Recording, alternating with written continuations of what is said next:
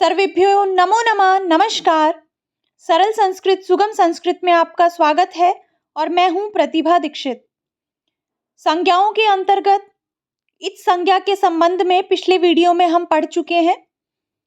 Third grade या REET mains से संबंधित जो आपका एग्जाम होने वाला है उसके लिए ये वीडियोस प्रारंभ किए गए हैं। तो पिछले वीडियो में हमने जो जो संज्ञाएं आपके सिलेबस में हैं उनमें से इस संज्ञा को बहुत अच्छे तरीके से पढ़ा है। अगर आप रीट मेंस या थर्ड ग्रेड की तैयारी कर रहे हैं तो पिछला वीडियो आपको देखना चाहिए। पिछला जो वीडियो है उसका लिंक इस वीडियो के डिस्क्रिप्शन बॉक्स में दिया गया है। थर्ड ग्रेड संस्कृत करके एक प्लेलिस्ट बनाई गई है, आप पिछले जो अपलोडेड वीडियो हैं वो यहाँ से देख सकते हैं। इसके अतिरिक्त अगर आप संस्कृत भाषा से किसी और प्रतियोगी परीक्षा की तैयारी कर रहे हैं तो उसके लिए भी बहुत सारा विषय चैनल पर पूर्व में उपलब्ध है। अलग अलग प्लेलिस्ट बनाई गई है, व्याकरण, दर्शन, साहित्य, लौकिक साहित्य, वैदिक साहित्य, बहुत सारी प्लेलिस्ट हैं। आप जिस विषय से संबंधित वीडियो देखना चाहते हैं प्लेलिस्ट को एक्सप्लोर कीजिए, प्लेलिस्ट में जाइए। जिस संबंधित प्लेलिस्ट में, जैसे आप व्याकरण का कोई विषय देखना चाहते हैं तो व्याकरण की प्लेलिस्ट में जाइए।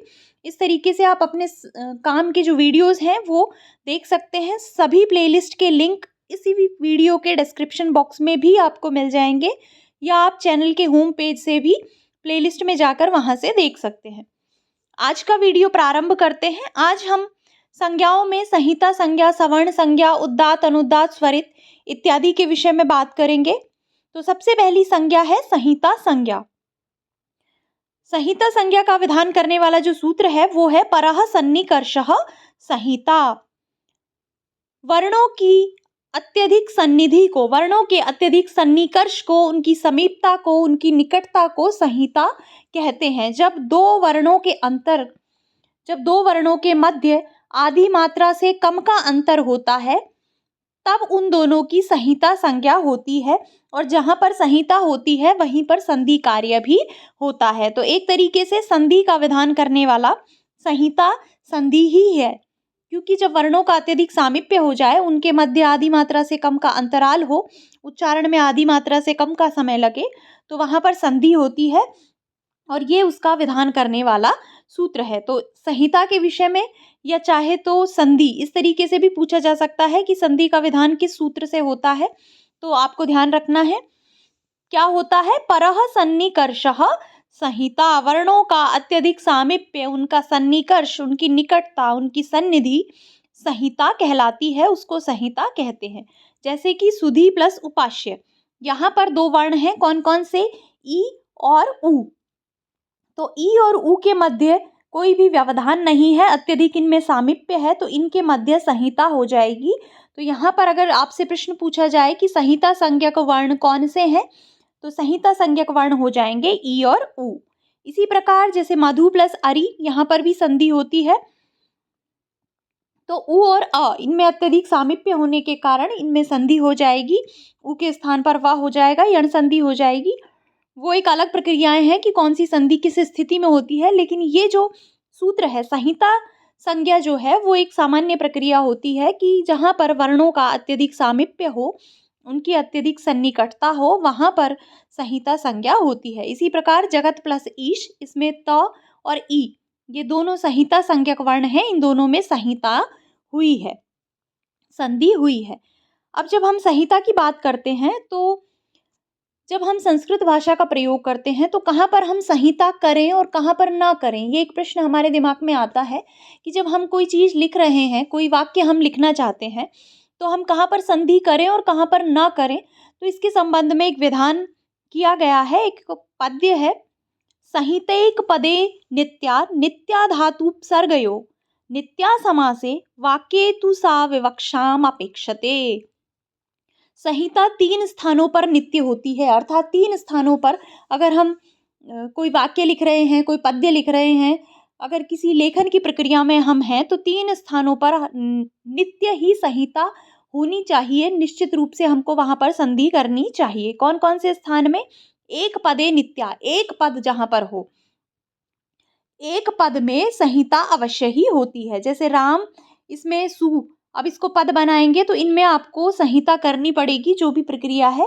तो इस तरीके से एक पद में संहिता अनिवार्य होती है जहाँ पर धातु और उपसर्ग कार्य हो, अर्थात धातु के साथ किसी उपसर्ग का मेल किया गया हो, उपसर्ग जोड़ा गया हो, वहाँ पर नित्य रूप से धातु और उपसर्ग को मिलाकर ही उनकी संहिता करके ही, उनकी संधि करके ही लिखना चाहिए।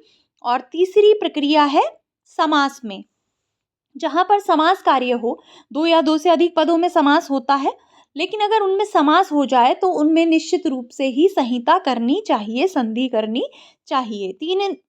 इन तीन स्थानों पर संहिता अनिवार्य होती है।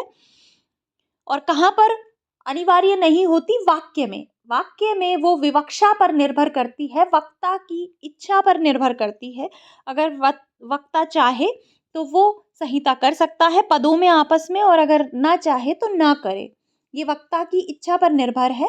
तो वाक्य में संहिता नित्य नहीं होती। नित्य कहाँ कहाँ होती है? एक पद में, धातु और उपसर्ग के कार्य में और समास में। तो संहिता का विधान करने वाला सूत्र आपको ध्यान रखना है। संहिता से क्या तात्पर्य है वो अगर आप समझ गए तो किसी भी तरीके का प्रश्न पूछा जाए आप हल कर पाएंगे। तीसरी संज्ञा की तरफ चलते हैं। तीसरी संज्ञा है सवर्ण संज्ञा। बहुत महत्वपूर्ण संज्ञा है, देखने में बहुत आसान सा है। एक इसका छोटा सा सूत्र है इसका विधान करने वाला, लेकिन इसके अंदर इतनी सारी बातें छिपी हुई हैं इसे एक केवल सवर्ण संज्ञा में कि इससे बहुत तरीके के प्रश्न पूछे जा सकते हैं और पूछे भी जाते हैं। तो सवर्ण संज्ञा को आपको बहुत अच्छे तरीके से समझना है। सवर्ण क्या होता है? तुल्याश्य प्रयत्नम सवर्णम। तुल्य, आश्य और प्रयत्न, तुल्य है आश्य और प्रयत्न जिनके, ऐसे वर्ण सवर्ण संज्ञक कहलाते हैं। तुल्य अर्थात समान है। आश्य का तात्पर्य क्या है? आश्य का तात्पर्य होता है उच्चारण स्थान, और प्रयत्न का तात्पर्य होता है आभ्यंतर यत्न। तो ऐसे वर्ण आपको अच्छे से समझना है इस सूत्र को, क्योंकि इस सूत्र से आपसे डीप मीनिंग पूछा जा सकता है। अगर परीक्षक वास्तविक रूप से आपकी परीक्षा करना चाहता है तो बहुत अच्छे अच्छे प्रश्न यहाँ से बनाए जा सकते हैं। अब आपने पढ़ लिया कि जिनके उच्चारण स्थान और प्रयत्न समान हो उनकी सवर्ण संज्ञा होती है। अब इसमें आपको अलग अलग ऑप्शन दे दिए जाएं कि क्या क्या समान हो। तो पहली चीज ये है कि तालु आदि उच्चारण स्थान, जो 7 उच्चारण स्थान बताए गए हैं, अगर वो समान होते हैं वर्णों के, और उसके साथ साथ अगर उनका आभ्यंतर प्रयत्न भी समान होता है, तो जिन दो वर्णों के ये समान है वो दोनों वर्ण आपस में परस्पर सवर्ण संज्ञक कहलाते हैं। अब ये तो हो गई एक कॉमन बात सवर्ण संज्ञा की, जैसे अ है, आ है, ये परस्पर सवर्ण संज्ञक होते हैं। इसके अतिरिक्त ई है, ई है, ये परस्पर सवर्ण संज्ञक होते हैं। अब सवर्ण संज्ञा के संबंध में ये तो एक कॉमन बात है कि इस तरीके से ये समान होते हैं। सवर्ण संज्ञा देखने के लिए जहाँ पर भी हमको सवर्ण संज्ञा देखनी हो इन चीजों को देखा जाता है। जैसे अ और कु, मान लीजिए अ और का, हमको देखना है कि ये सवर्ण संज्ञक है या नहीं है। तो हम इनमें क्या क्या देखेंगे? हम इन दोनों के उच्चारण स्थान देखेंगे और इनका क्या देखेंगे? आभ्यंतर प्रयत्न देखेंगे। अगर ये दोनों समान है तो ये दोनों वर्ण सवर्ण संज्ञक हो जाएंगे, अन्यथा ये असवर्ण होंगे। तो ये तो एक कॉमन बात है। अब इसमें कुछ विशेष बातें भी है सवर्ण संज्ञा के संबंध में। ये तो एक कॉमन बात कही गई है, उसके अलावा कुछ स्पेशल विधान किए गए हैं। पहला स्पेशल नियम है न अच हलऊ, कि स्वर और व्यंजन वो आपस में सवर्ण संज्ञक नहीं हो सकते, भले ही उनका आभ्यंतर प्रयत्न और उच्चारण स्थान दोनों समान हो, लेकिन वो कभी भी सवर्ण संज्ञक नहीं होंगे। तो यहाँ पर ये स्पष्ट हो गया कि अ और क, इनका उच्चारण स्थान समान है, दोनों कंठ से ही, अकुह विसर्जनीय नाम कंठः, दोनों कंठ से ही उच्चारित होते हैं। अब चूंकि इनका अभ्यंतर प्रयत्न भी अलग है, लेकिन अगर उस पर ना भी जाएं तो एक सामान्य नियम है कि जो स्वर और व्यंजन है वो आपस में सवर्ण संज्ञक नहीं होते हैं। पहला नियम ये है, आपको ध्यान रखना है। दूसरा नियम है ए तथा आई, जैसे अ और आ ये दोनों सवर्ण संज्ञक होंगे, ई सवर्ण संज्ञक होंगे, उ सवर्ण संज्ञक होंगे, लेकिन जो ए तथा आई है और ओ तथा औ है ये सवर्ण संज्ञक नहीं होते हैं। ये आपको ध्यान रखना है। क्यों नहीं होते ये सवर्ण संज्ञक? क्योंकि जो माहेश्वर सूत्र हैं उनमें इनका अलग अलग उल्लेख किया गया है। एक माहेश्वर सूत्र ए और ओ से संबंधित है, दूसरा माहेश्वर सूत्र आई और औ से संबंधित है। अगर ये सवर्ण संज्ञक होते तो ए मात्र कहने से ही हमको आई का ज्ञान भी हो जाता, जैसे कि अ कहने से हमको आ का ज्ञान हो जाता है। क्योंकि ये सवर्ण संज्ञक है, इसलिए आ को अलग से माहेश्वर सूत्रों में नहीं लिखा गया है। अब ए और आई इनको अलग अलग लिखा गया है, पृथकतः लिखा गया है। तो यही कारण है कि ए और आई ये परस्पर सवर्ण संज्ञक नहीं होते, और ओ और औ ये दोनों परस्पर सवर्ण संज्ञक नहीं होते हैं। तीसरा एक वार्तिक है जो कि सवर्ण संज्ञा का विधान करता है, वो क्या है? री रिवर्णयोः मितः सावर्ण्यं वाच्यम। री और री ये दोनों वर्ण परस्पर सवर्ण संज्ञक होते हैं। ये जो दोनों स्वर हैं, इन ये परस्पर सवर्ण संज्ञक होते हैं, ऐसा वार्तिककार कात्यायन ने, वररुचि ने विधान किया है। हालांकि जो री है उसका उच्चारण स्थान है मूर्धा और री का उच्चारण स्थान है दंत। ऋतु रसाणाम मूर्धा, ऋतु लसानाम दंता। तो दोनों का उच्चारण स्थान अलग अलग हो गया। तो सामान्य नियम से तो ये सवर्ण संज्ञक नहीं होने चाहिए, किंतु वार्तिककार ने स्पेशली इसके लिए एक वार्तिक दिया है, तो उसके अनुसार री और री इन दोनों को परस्पर सवर्ण संज्ञक माना जाता है। ये आपको ध्यान रखना है। अब सवर्ण संज्ञा के बाद वर्णों के कुछ भेद हो जाते हैं। जैसे हमने देखा है कि वर्ण कितने हैं संस्कृत में? 42 हैं। उसके बाद स्वर कितने हैं? स्वर 9 हैं। लेकिन जब सवर्ण संज्ञा हो जाती है तो सवर्ण संज्ञा के बाद वर्णों के अलग अलग भेद हो जाते हैं। अब वो कितने होते हैं ये हम देखते हैं। अगर स्वरों की बात करें, एक कॉमन बात हम करें स्वरों की, तो स्वरों को ह्रस्व, दीर्घ और प्लुत इन 3 भागों में बांटा जाता है। जैसे अ है तो अ ह्रस्व अ इस तरीके से लिखा जाएगा, दीर्घ आ हो जाएगा, और प्लुत में इस तरह से 3 लिखते हैं उसके सामने। जब किसी को संबोधन करते हैं तो जो लंबी मात्रा आती है, दीर्घ ध्वनि आती है, जैसे राम, तो ये हमने लंबा उच्चारण किया तो ये होता है प्लुत। तो स्वर के 3 भेद माने गए हैं पूर्व में, ह्रस्व, दीर्घ और प्लुत। उसके बाद ह्रस्व, दीर्घ और प्लुत इनके अलग अलग फिर उदात्त, अनुदात्त और स्वरित भेद होते हैं, और फिर इनके अलग अलग अनुनासिक और अनुनुनासिक इस प्रकार से भेद होते हैं। तो 3 ये हो गए, 3 के फिर 3 3 और हुए तो कितने हो गए? 9 हो गए, टोटल 9 हो गए। ह्रस्व उदात्त, ह्रस्व अनुदात्त, ह्रस्व स्वरित, इस तरीके से दीर्घ उदात्त, दीर्घ अनुदात्त, दीर्घ स्वरित, प्लुत उदात्त, प्लुत अनुदात्त, प्लुत स्वरित। तो ये 9 हो गए टोटल। और इनमें भी फिर उदात्त का अनुनासिक, अनुनुनासिक जो नाक से उच्चारित होते हैं, जो नाक से उच्चारित नहीं होते हैं। इसी प्रकार जो अनुदात्त है लेकिन नाक से उच्चारित होते हैं, इस प्रकार से इनके अनुनासिक और अनुनुनासिक इस तरीके से भेद करके कुल 18 भेद माने गए हैं। तो स्वरों के कॉमनली इस तरीके से 18 भेद हो सकते हैं, ये आपको ध्यान रखना है। अब हम स्वरों पे अलग अलग चलते हैं, वहाँ पर कुछ अलग अलग चीज़ें भी हैं। जैसे कुछ स्वर ऐसे हैं जिनका दीर्घ नहीं है, तो वहाँ पर दीर्घ वाला पोर्शन हट जाएगा, तो उनके 12 भेद हो जाएंगे। कुछ स्वर ऐसे हैं जिनका ह्रस्व नहीं है, तो वहाँ पर भी एक पोर्शन कट हो जाएगा, उसके भी 12 भेद हो जाएंगे।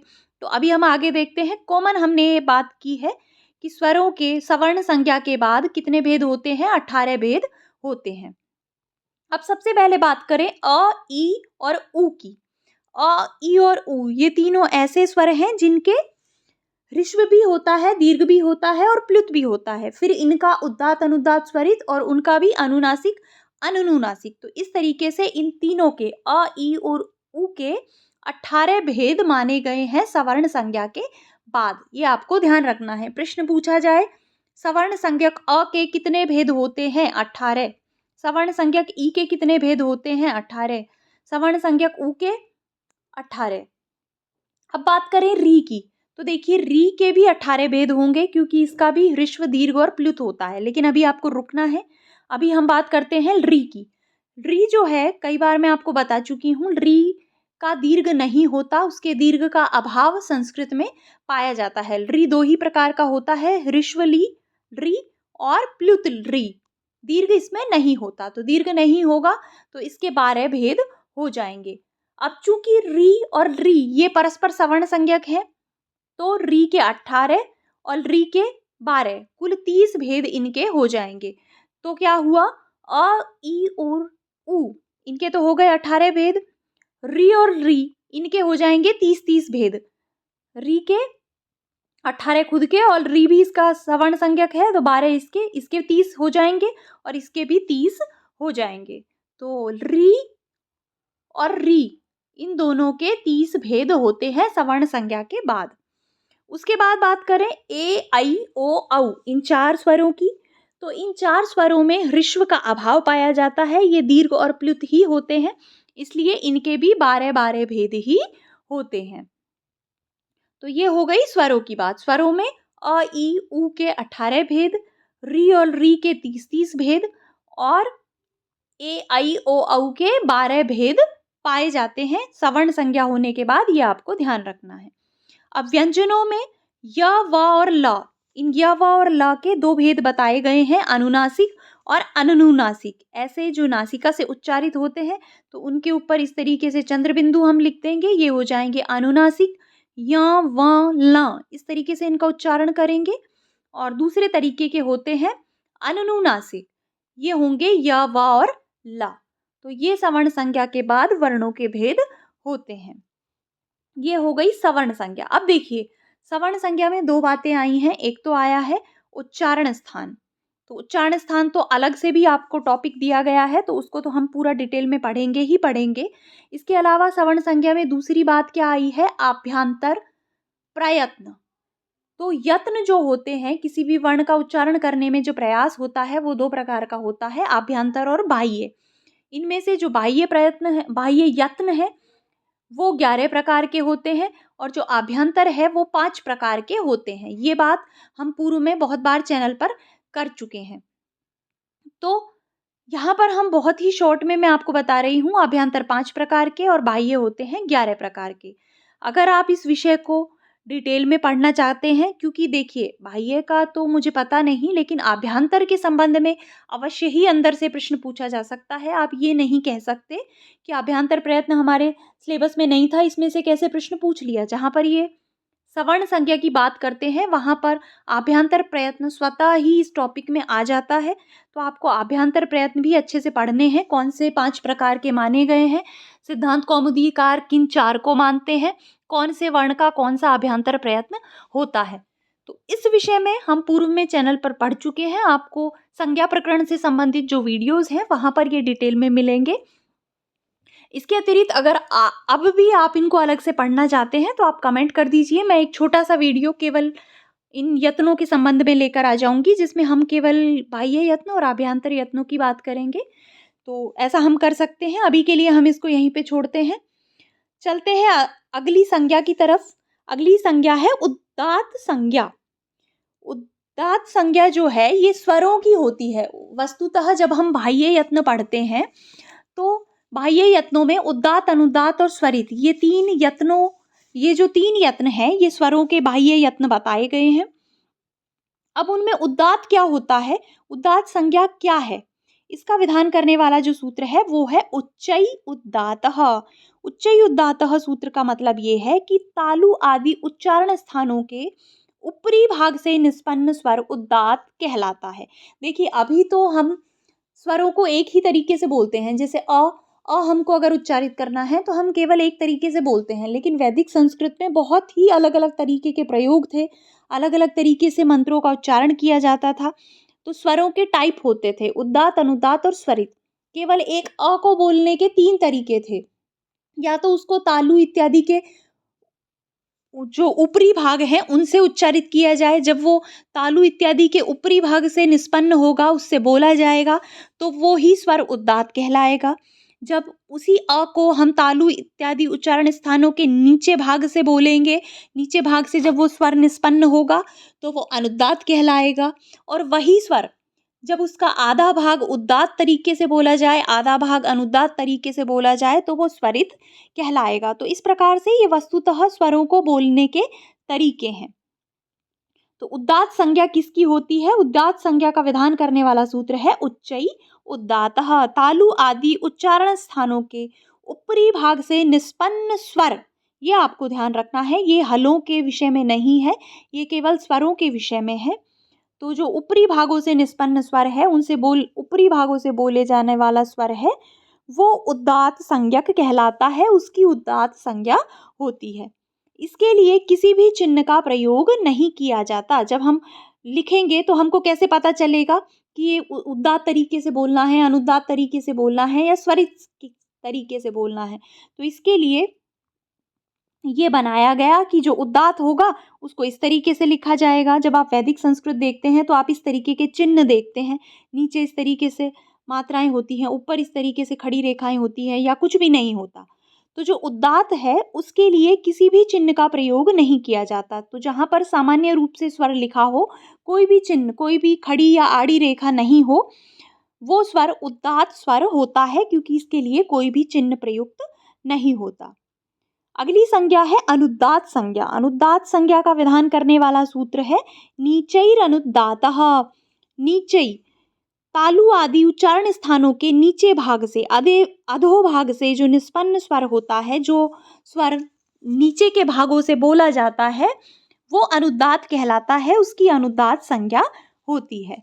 इस स्वर को बताने के लिए कि ये अनुदात्त स्वर है, स्वर के नीचे आड़ी पंक्ति का प्रयोग किया जाता है। स्वर के नीचे इस तरीके से पंक्ति लगा दी जाती है। जैसे समाहार, स में अ है, अगर इस समाहार के नीचे हम इस तरीके से आड़ी पंक्ति लगा दें, इसका मतलब स में जो अ है उसको अनुदात्त तरीके से बोलना है। अगर हम इसके ऊपर खड़ी रेखा लगा दें तो इसका मतलब ये जो स दिख रहा है, इसमें जो अ है, इसको स्वरित तरीके से बोलना है। तो ये इन चिन्हों का तात्पर्य है।